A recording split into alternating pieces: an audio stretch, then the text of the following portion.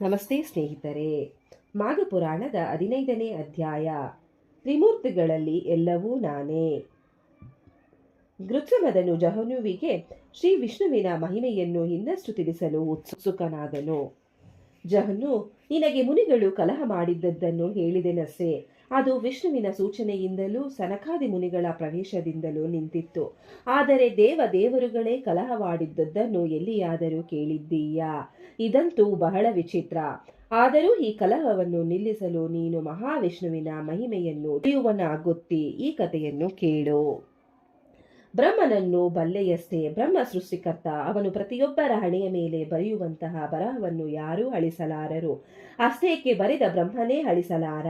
ಬ್ರಹ್ಮ ಸತ್ಯಲೋಕದ ಅಧಿಪತಿ, ಇನ್ನು ಶಂಕರ ಅವನು ಕೈಲಾಸದೊಡೆಯ. ಇಬ್ಬರೂ ಒಮ್ಮೆ ತಮ್ಮ ತಮ್ಮ ಸ್ಥಾನಬಲ ಮರೆತು ಜಗಳವಾಡತೊಡಗಿದರು. ಈಶ್ವರನು ತಾನು ಹೆಚ್ಚು ಸಮರ್ಥ, ಲೋಕಾಧಿಪತಿ ಎಂದು, ಬ್ರಹ್ಮನು ತಾನು ಸೃಷ್ಟಿಕರ್ತನಾಗಿರುವುದರಿಂದ ಇಡೀ ಲೋಕ ತನ್ನ ಅಧೀನವೆಂದು ಜಗಳವಾಡತೊಡಗಿದರು. ಈ ಜಗಳದಿಂದಾಗಿ ಅವರು ಒಬ್ಬರಿಗೊಬ್ಬರು ಮಾತನಾಡಲೇ ಇಲ್ಲ. ತ್ರಿಮೂರ್ತಿಗಳಲ್ಲಿ ಇಬ್ಬರು ಹೀಗಾದರೆ ಉಳಿದ ಮತ್ತೊಬ್ಬನಾದ ಶ್ರೀ ಮಹಾವಿಷ್ಣುವು ಹೇಗಾದರೂ ಮಾಡಿ ಇಬ್ಬರ ಅಹಂಕಾರವನ್ನು ಅಳಿಸಬೇಕೆಂದು ಇಬ್ಬರು ಸೇರಿರುವಾಗ ಅವರ ಮುಂದೆ ವಿಶ್ವರೂಪದಿಂದ ಪ್ರತ್ಯಕ್ಷನಾದನು.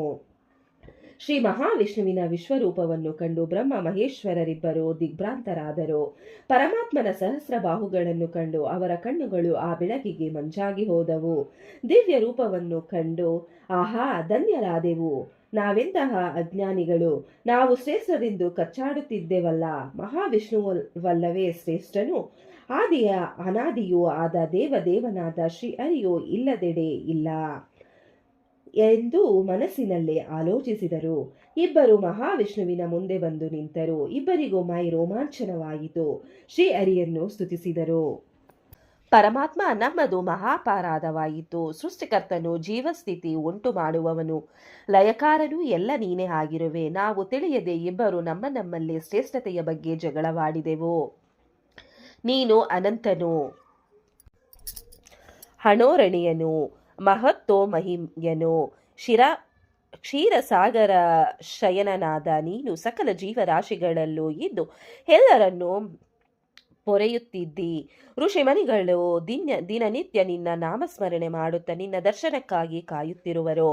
ವೇದಗಳು ನಿನ್ನನ್ನು ಪರಮೇಶ್ವರನೆಂದು ಸ್ತುತಿಸುತ್ತಿವೆ.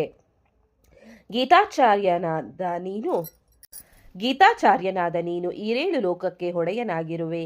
ದೇವತೆಗಳು ಸದಾ ನಿನ್ನನ್ನು ಪೂಜಿಸುತ್ತಿರುವರು. ಅಷ್ಟ ದಿಕ್ಪಾಲಕರೆನ್ನುವುದು ನೀನೇ. ಅಗ್ನಿ, ವಾಯು, ಯಮ, ಕುಬೇರ ಎಲ್ಲ ನೀನೇ ಆಗಿರುವೆ. ಜಗನ್ನಾಟಕ ಸೂತ್ರಧಾರಿಯಾದ ನೀನು ದಯಾಮಯ. ಹರ್ತರ ಮೊರೆ ಕೇಳಿ ಓಡಿ ಬರುವ ಭಕ್ತ ಬಂಧು, ನಿನ್ನ ವಿರಾಟ್ ಸ್ವರೂಪ ಕಂಡು ನಾವು ನಮ್ಮ ಮನಸ್ಸನ್ನು ಬದಲಿಸಿಕೊಂಡಿದ್ದೇವೆ. ನಮ್ಮ ಅವಿವೇಕ ಹೋಗಿ ವಿವೇಕ ಬಂದಿದೆ. ಇನ್ನಾದರೂ ವಿಶ್ವರೂಪ ದರ್ಶನವಿಟ್ಟು ಸಾಮಾನ್ಯ ರೂಪ ಧರಿಸಿ ನಮ್ಮನ್ನು ಸಲಹುವನಾಗು. ಇನ್ನೆಂದಿಗೂ ನಾವು ಕಲಹವಾಡದೆ ನಮಗೆ ವಹಿಸಿರುವ ಕಾರ್ಯಗಳನ್ನು ಮಾಡಿಕೊಂಡು ಹೋಗುವೆವು ಎಂದರು.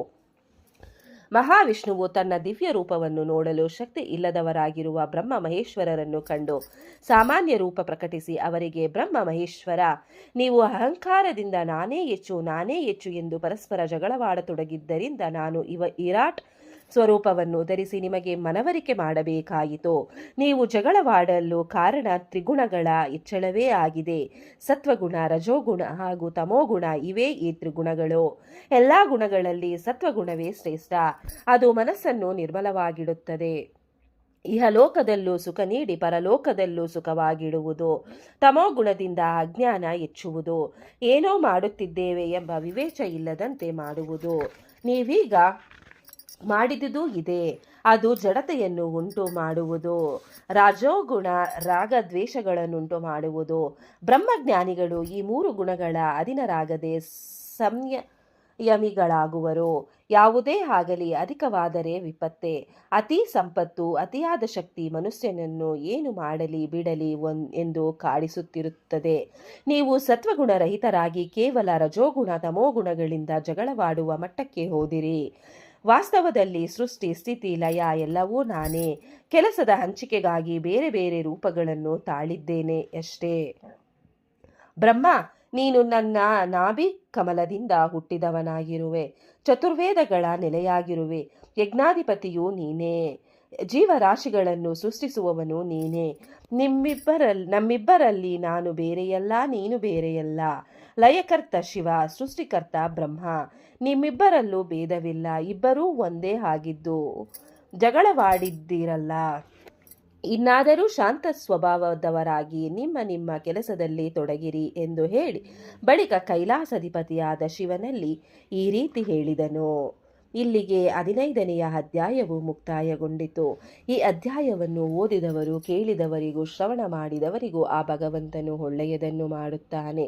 ಓಂ ನಮೋ ಭಗವತೆ ವಾಸುದೇವಾಯ ನಮಃ. ಓಂ ನಮಃ ಶಿವಾಯ. ಧನ್ಯವಾದಗಳು ಸ್ನೇಹಿತರೆ. ವಿಡಿಯೋ ನೋಡಿಕ್ಕೆ ಎಲ್ಲರಿಗೂ ಧನ್ಯವಾದಗಳು. ನಿಮಗೆ ಈ ವಿಡಿಯೋ ಇಷ್ಟ ಆಗಿದ್ರೆ ಪ್ಲೀಸ್ ಒಂದು ಲೈಕ್ ಮಾಡಿ. ನೆಕ್ಸ್ಟ್ ಇನ್ನು ಜಾಸ್ತಿ ವಿಡಿಯೋ ಹಾಕ್ತೀವಿ. ಹಾಗೆ ನಿಮ್ಮ ಫ್ರೆಂಡ್ಸ್ಗೆ ಶೇರ್ ಮಾಡಿ ಮತ್ತೆ ಸಬ್ಸ್ಕ್ರೈಬ್ ಮಾಡಿ. Thank you very much.